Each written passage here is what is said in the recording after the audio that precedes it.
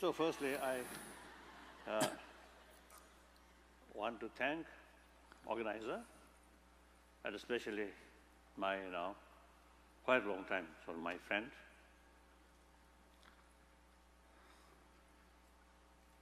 So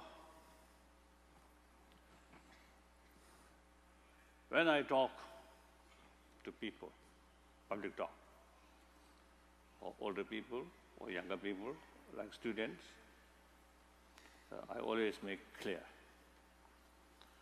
I'm talking to another human brothers, sisters. And myself, another human being. We actually same human being. Mentally, emotionally, physically. Just yesterday, when I arrived hotel, some group, I think student, welcoming me.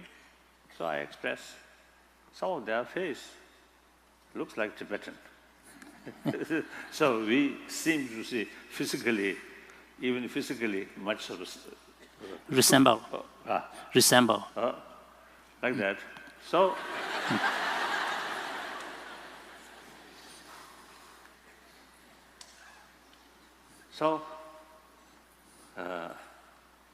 please, you think me as another human brother.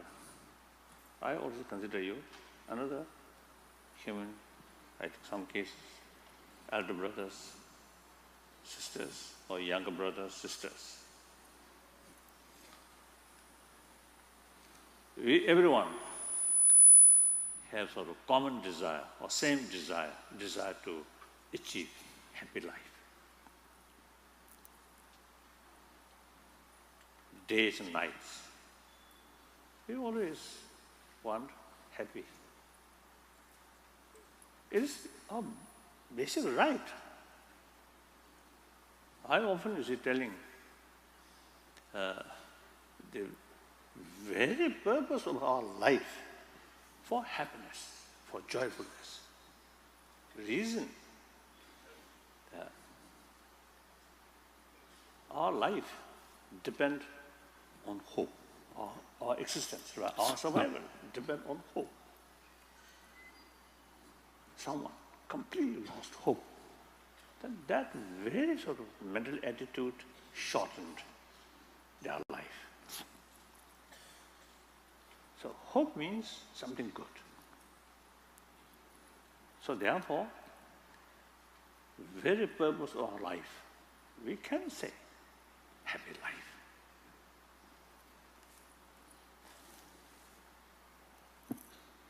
Joyfulness or happiness not necessarily take just physical pleasure or these things. Sometimes even physical level, some suffering, some pain can bring tremendous satisfaction on mental level. So when I say happiness, mainly we should refer satisfaction. No. So satisfaction brings us inner peace. So now here,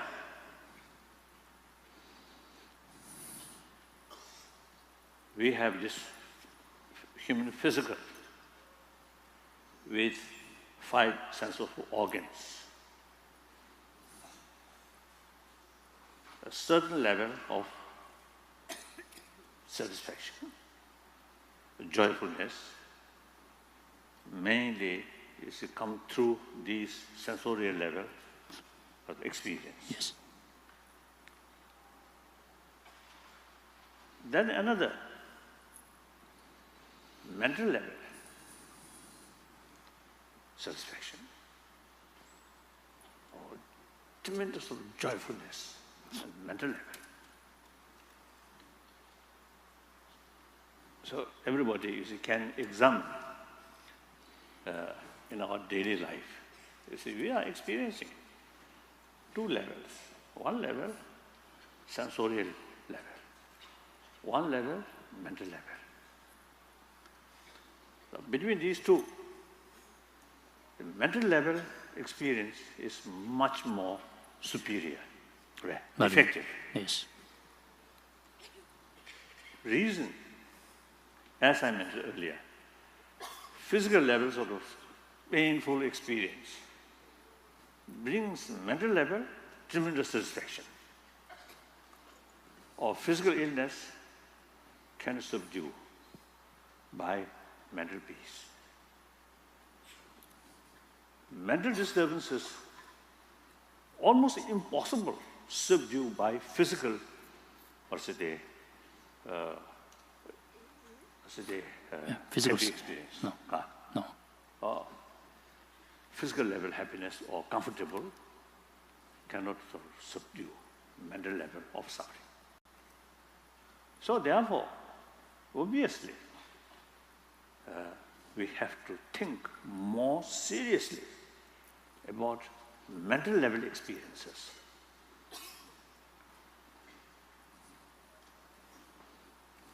Physical level or senses of organs level, our experience and animal experience more or less same. But big differences, mental level experiences, there's big differences.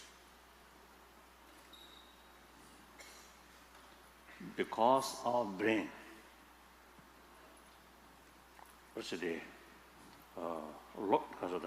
much more sort of ability, thinking about future, remember about past.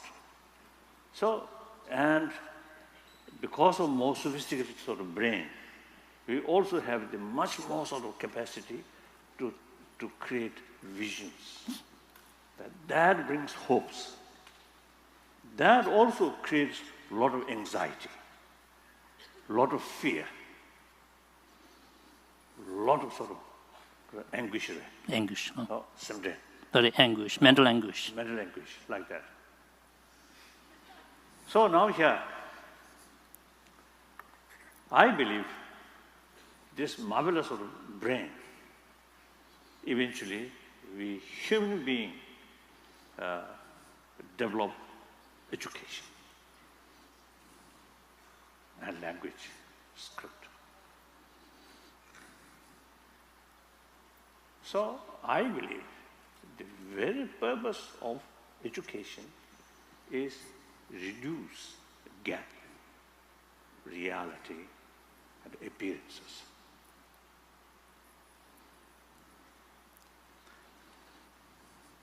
Now, as far as material thing is concerned,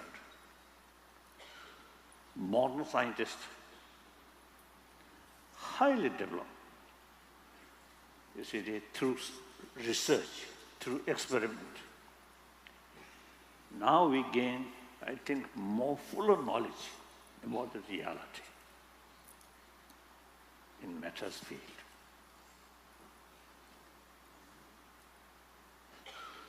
At mental level, emotional level, modern education, it seems, you see, not adequate. Right, not adequate. Because, you see, up to now, modern science mainly focusing, pay attention about matters. But subject side experience, you see, the scientific sort of way of research, so far, not much developed. So now, problem here today, global level, or national level, or even family level.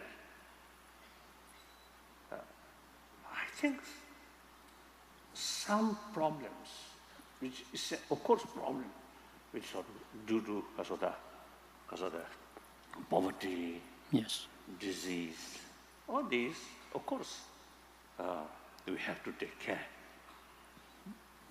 But mental level sort of frustration, anxiety, too much stress. Now here, I think too much sort of mental sort of unrest, some kind of disturbances, too much there. Usually you see many people, you see relying on what you call tranquilizer. No. One time in America, I think several years ago, one day, long drive from one place to another place. And at lunchtime, we stopped one big house, I think one private sort of house, home. No. We got a very good lunch. And after lunch, I always used to take care of my teeth. So I went bathroom and take care of my brushing my teeth, Yes. like that. Yes. Then in front of the sort of basins are there. No. Don't you see? Basin, no. Basin. One box, Medicine cabinet. a little open. Then, out of my curiosity, I think without permission of that person, I opened.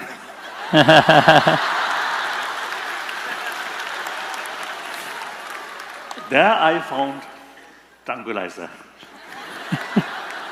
So then I felt, oh, that family, of course, material level, everything there. Very wealthy family. But that family member also, you see, need some tranquilizer. That indicates, you see, there are sort of mental sort of problem, mental worry. There's no other way to cure, but except external means, taking some medicine or alcohol. Recent years, there's some famous sort of people, really, I think millions of people love, respect, but they themselves, too much trouble, alcohol, right? No. Or drugs, like that. This clearly shows in our education, fail to bring, reduce gap reality and appearance. Appearances, we feel, oh, good facilities, good money, lot of money, Lot of money. Rich, power. Appears, oh, these are the ultimate source of happiness or joyfulness. But reality, not. Of course, some uncomfortable due to lack of material facility.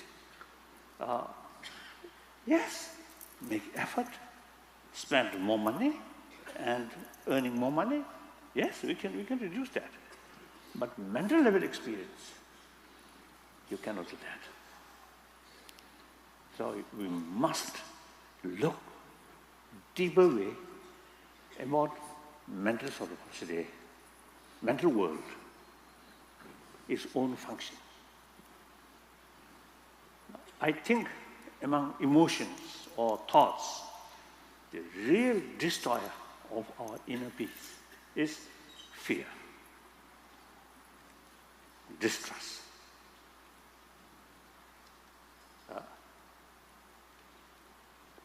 Then, of course, distrust there, eventually fear develop. Fear develop frustration. Frustration develop anger. Anger brings violence.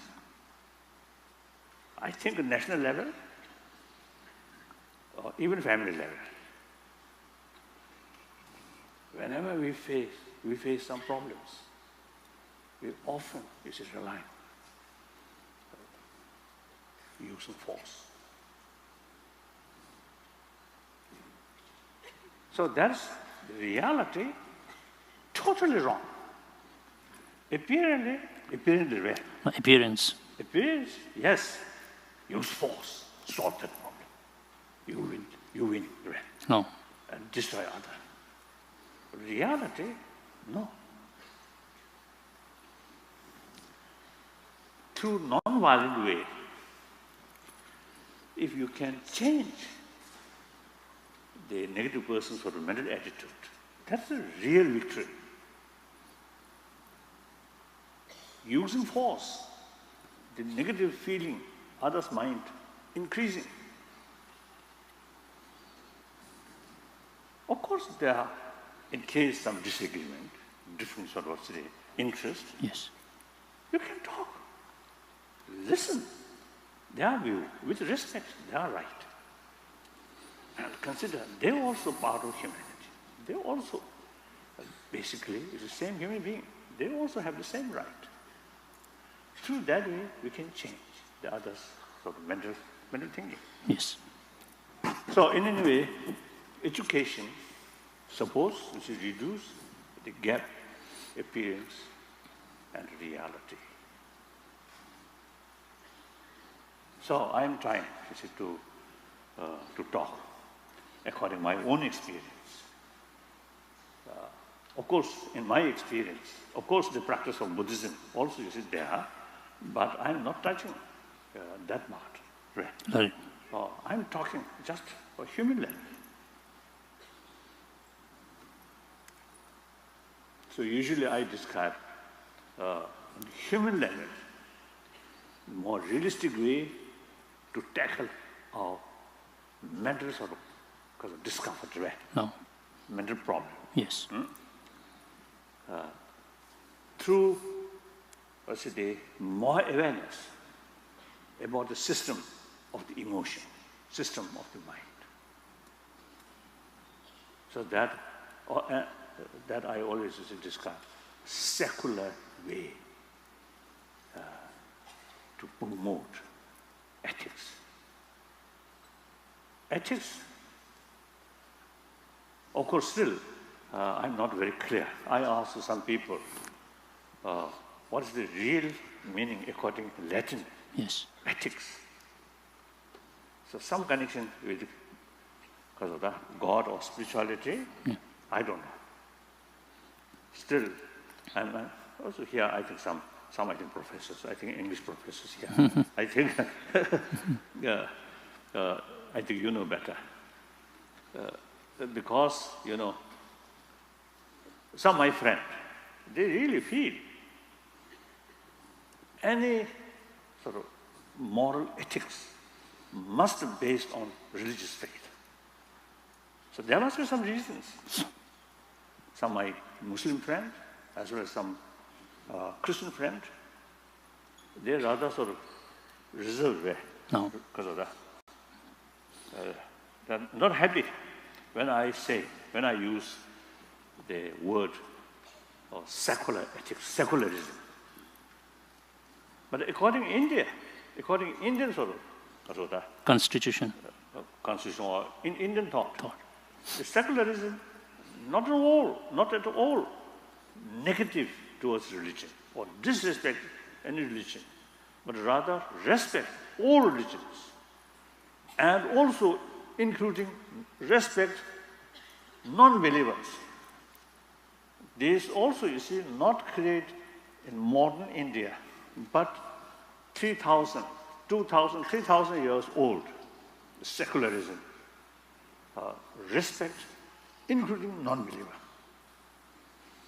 So that's according to Indian sort of the concept. So India's own constitution based on secularism. So the secular ethics, I mean, based on our common experience, common sense, and now important is latest scientific finding. Number of cases, I think top scientists, now they begin to feel for physical health, mental peace, inner peace is very essential. Then also, you see, your brain, according to them, the left side brain is more active. This side, the person becomes more calm, happier. Like thinking more compassion, or person who sort of more experience about compassion, genuine compassion. Then this side of the brain more active. More active. More active. Oh, anger, hatred, this side more active. So now quite a number of scientists, now they show more interest about proper mental development or mental training. So, on the basis of our common experience, common sense, and scientific finding, through that way we can make awareness, more awareness about the ultimate source of happiness within ourselves. The emotion, as I mentioned earlier, fear, more self-confidence, not blind self-confidence, but self-confidence combined with sense of concern of others' well-being, more intelligence sort of thinking, more holistic thinking. Through that way, develop self-confidence. That, another word, inner strength. That reduces fear. More sort of sense of respect, sense of concern of others' well-being, including your own enemy. Enemy also human being, generally speaking. Like, for example, in human case, your human enemy also human being. They also have every right to achieve happy life, to overcome problems. So thinking that line, there is possibility. We have the ability to develop genuine sense of concern of their well-being. Once that kind of mental attitude is developed, then no basis of hatred, no basis of anger.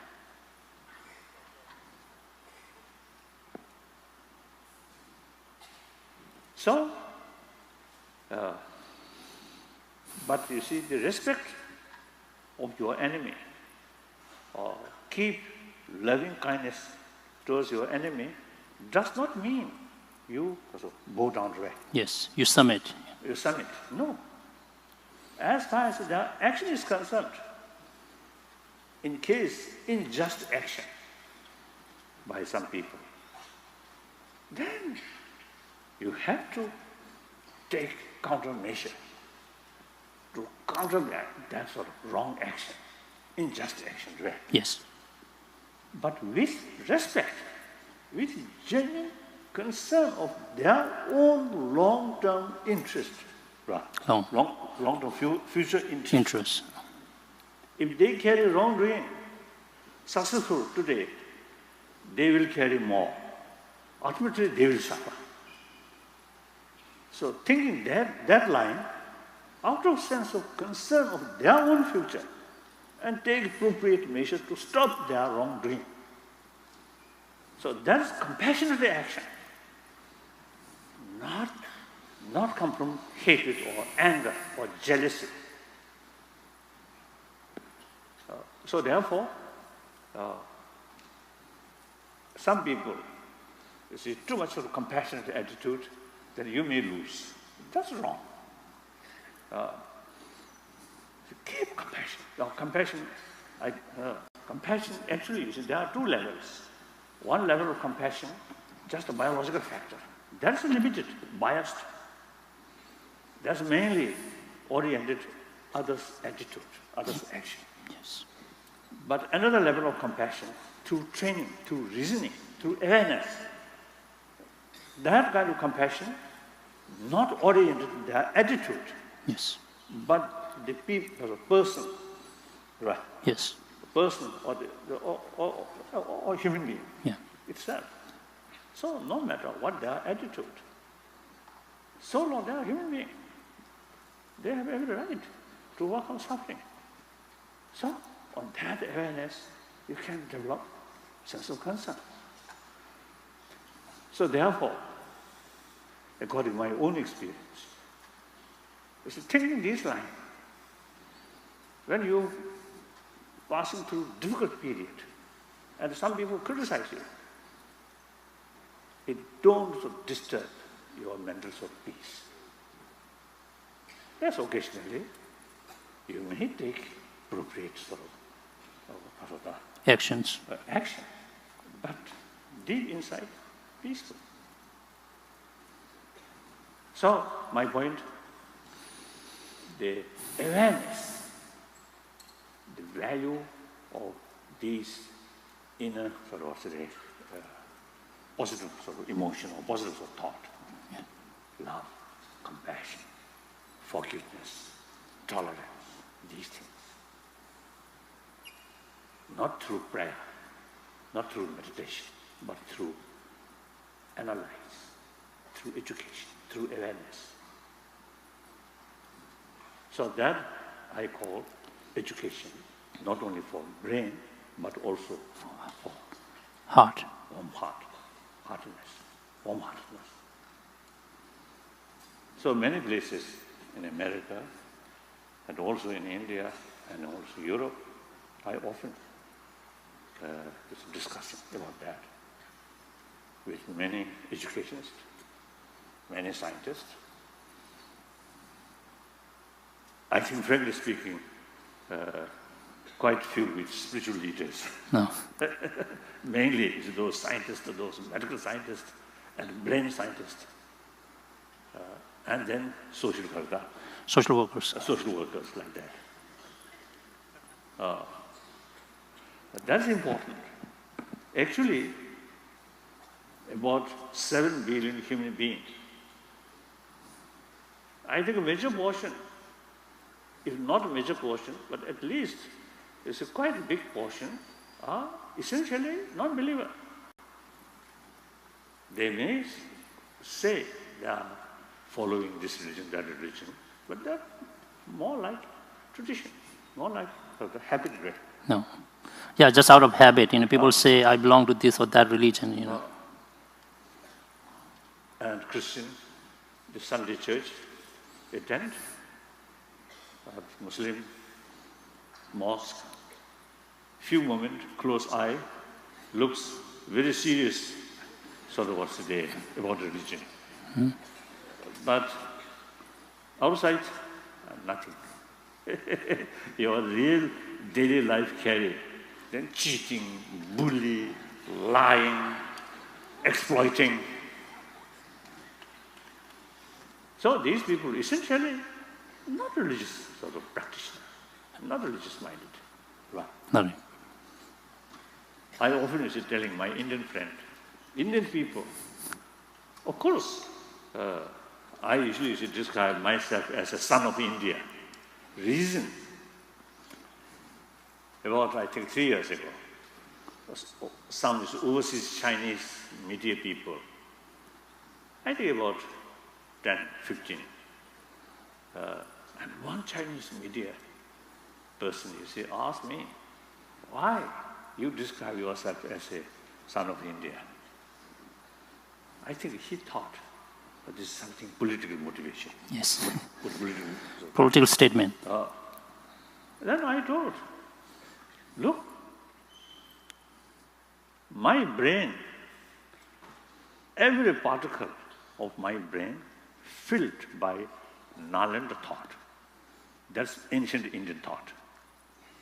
Since my childhood, I study all those texts which I learned even by heart, 6, 7 years old since then, all wrote by Nalanda masters.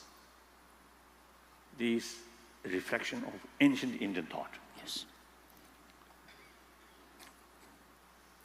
And then my physical, about 3 years ago, I told this physical last 50 years survived by Indian rice, Indian dals. Indian lentil soups. No, dal the lentil. Indian chapati, Indian sort of special sort of bread. No.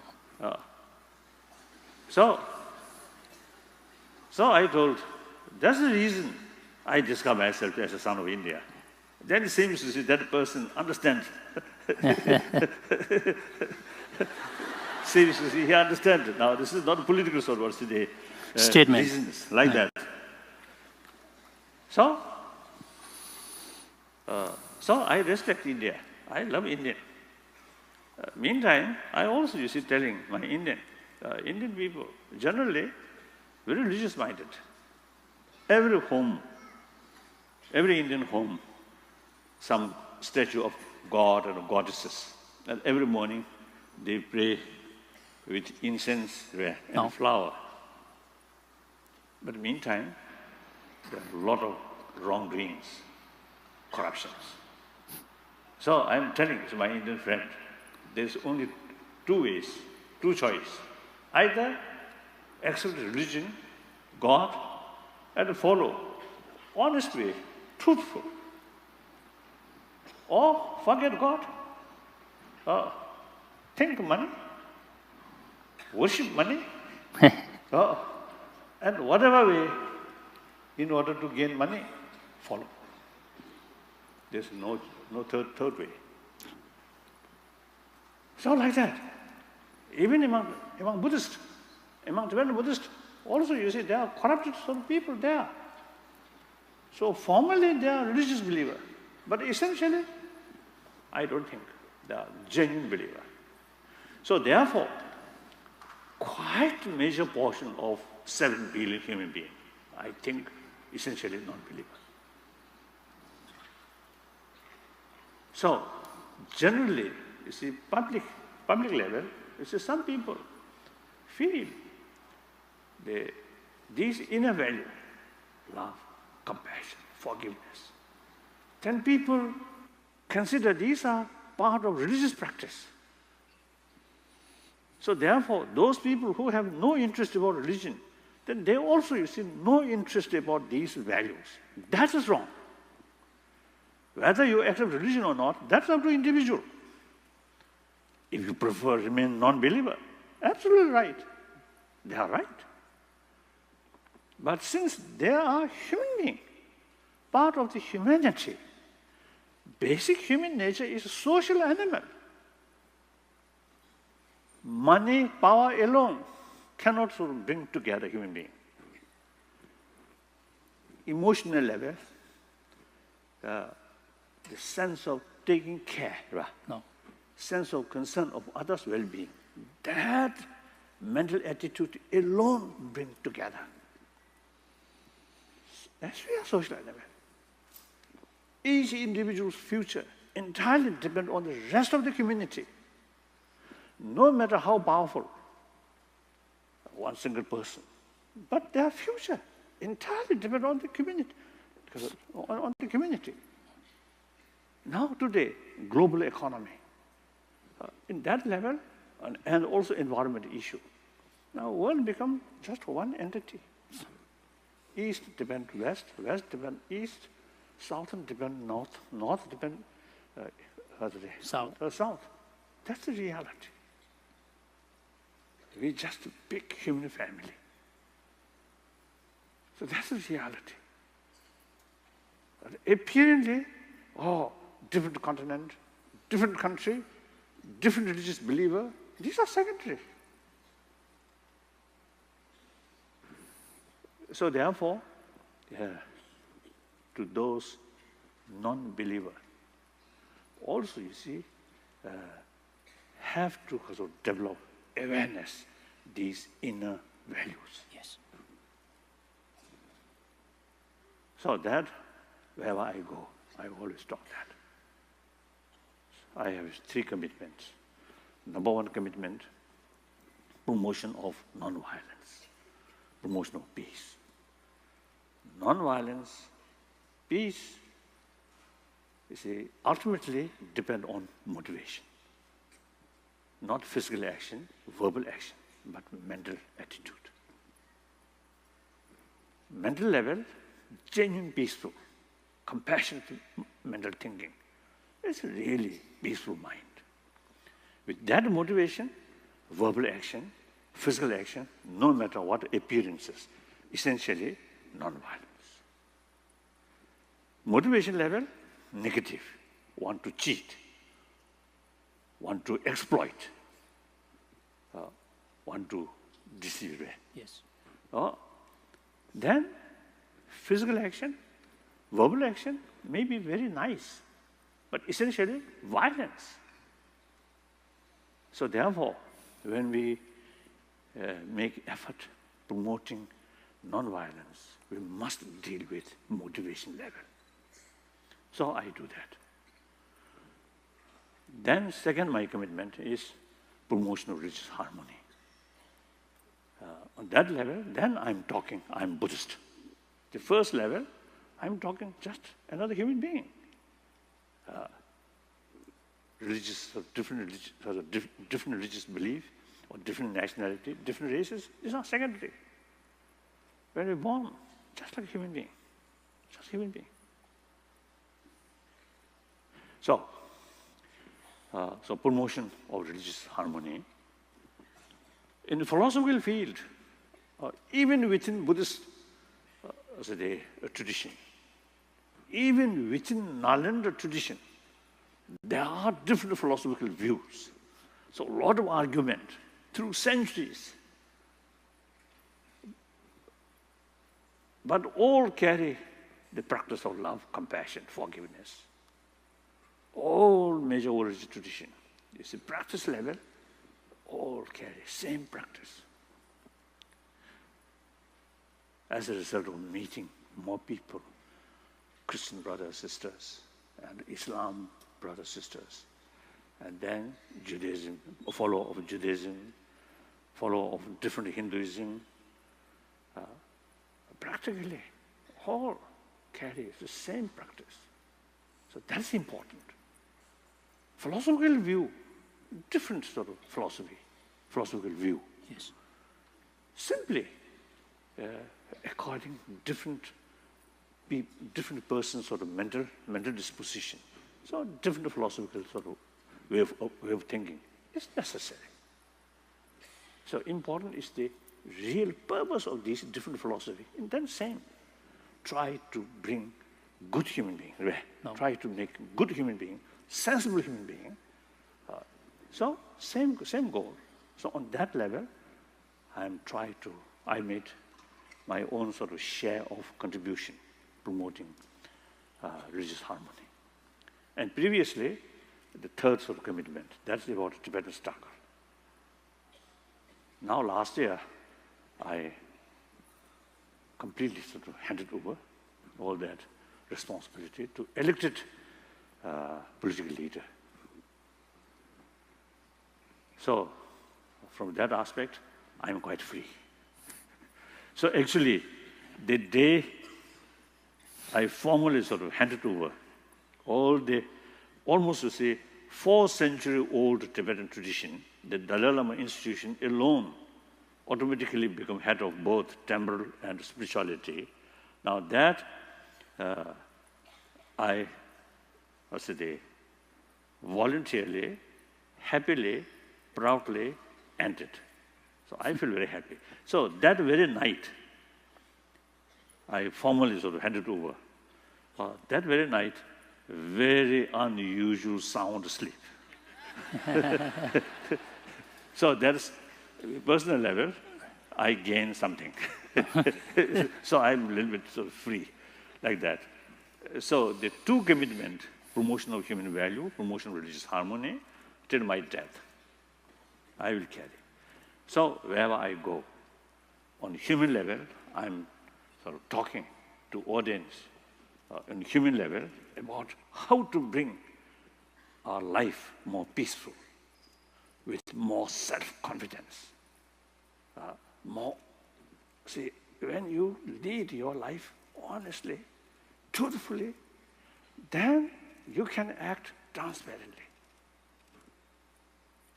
Otherwise, you have to something hide, something kasota. Yeah, hydro. It's hydro. Oh, so you cannot carry transparently.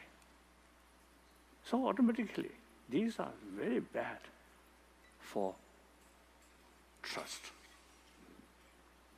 As a social animal, without trust, how can live happily?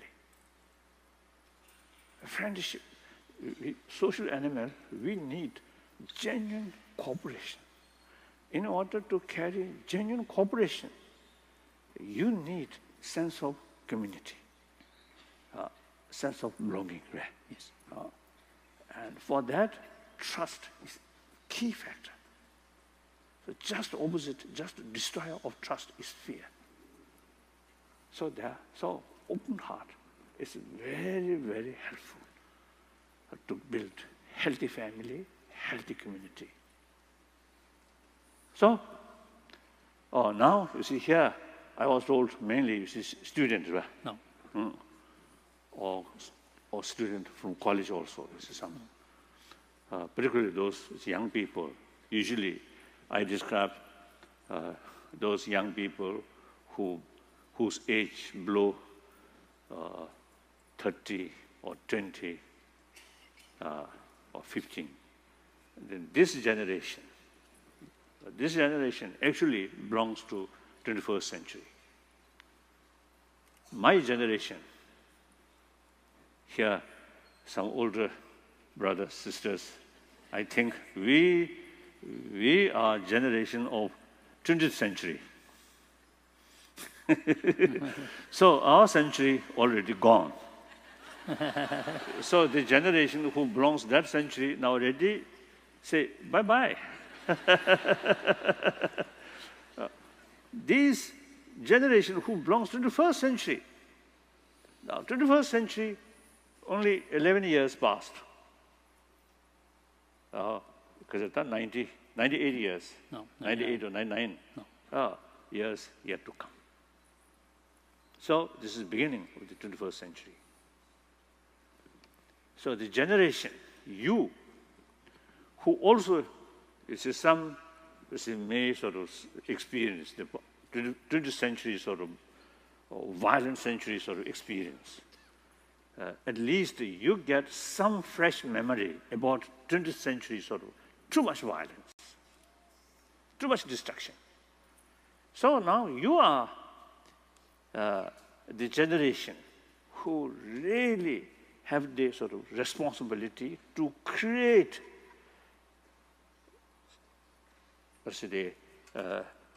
peaceful century.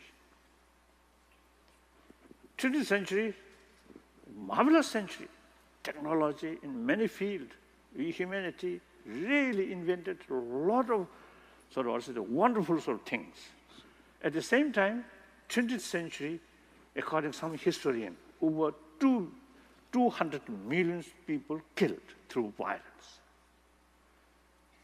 Such immense violence really, make new shape of the world, then some justification about that immense violence. But that's not the case. Even beginning of this 21st century is some unhealthy, now including Afghanistan, or these problems, or Syria also. I think the symptom of our past negligence, past mistake. So therefore, now this century must be century of peace. Century of peace does not mean no longer any problem among humanity.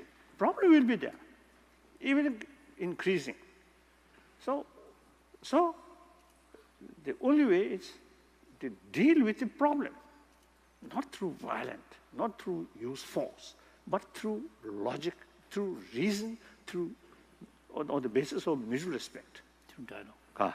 Dialogue. So this century, I often used to telling, this century should be century of dialogue. So this generation, young generation, you should realize sort of your heavy responsibility to build happy humanity, happy century. You have the ability. So think more these lines. That usually I sort of appealing. Then some occasion in America, also India, half joke. My generation may not see that sort of positive result from your effort. But we have the opportunity to watch you from either heaven or hell. Watch for the generation, 21st century generation, really carrying the proper sort of constructive work or not. That we will see. So that my talk. So firstly, I want to thank organizer, and especially my quite long time sort of my friend.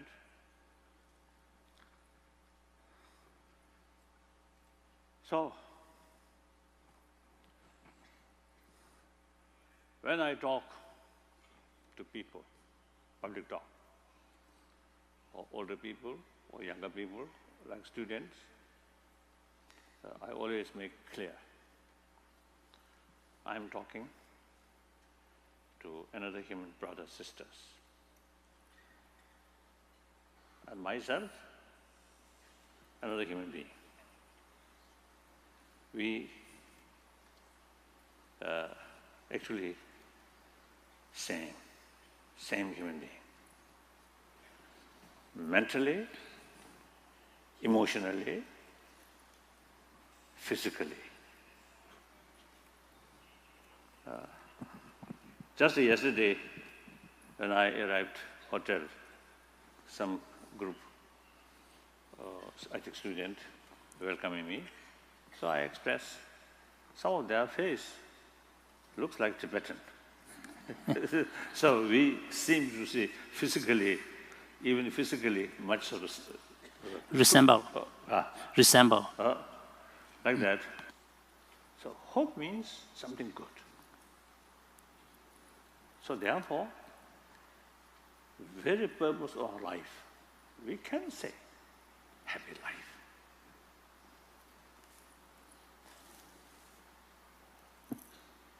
Joyfulness or happiness not necessarily take just physical pleasure or these things.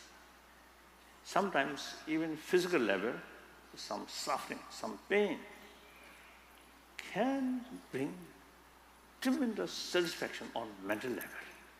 So when I say happiness, mainly is refer satisfaction. No. So satisfaction bring us inner peace. So now here,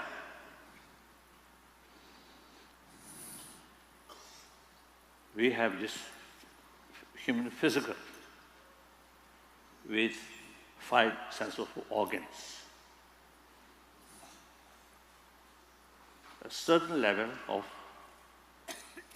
satisfaction, joyfulness, mainly is to come through these sensorial level of experience. Yes. Then another mental level, satisfaction, or tremendous of joyfulness and mental level. So everybody, you see, can examine in our daily life. You see, we are experiencing 2 levels. One level, sensorial level. One level, mental level. So between these two, the mental level experience is much more superior, effective. Yes. Reason, as I mentioned earlier, physical level sort of painful experience brings mental level tremendous satisfaction. Or physical illness can subdue by mental peace. Mental disturbances almost impossible subdue by physical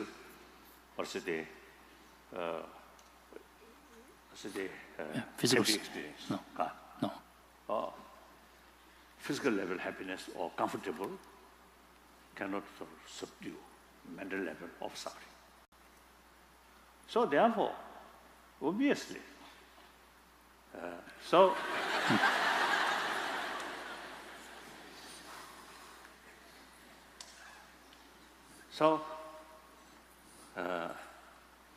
please, you think me as another human brother.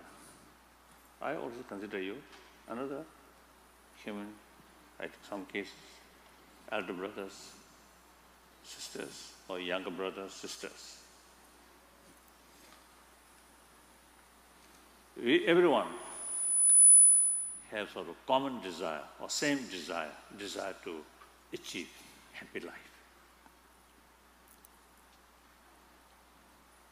Days and nights, we always want happy. It is our basic right. I often is telling the very purpose of our life for happiness, for joyfulness. Reason that our life depends on hope. Our existence, our survival depends on hope. Someone completely lost hope, then that very sort of mental attitude shortened their life. We have to think more seriously about mental level experiences.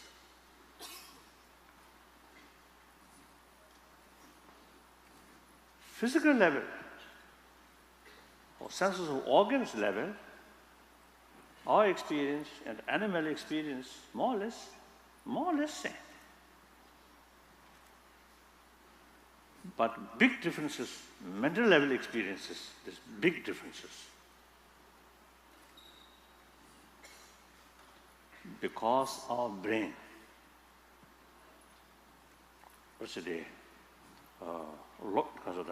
much more sort of ability, thinking about future, remember about past. So, and because of more sophisticated sort of brain, we also have the much more sort of capacity to create visions. That brings hopes. That also creates a lot of anxiety, a lot of fear, a lot of sort of anguish. Anguish. Someday. Sorry, anguish, mental anguish. Mental anguish, like that. So now here, I believe this marvelous sort of brain, eventually we human beings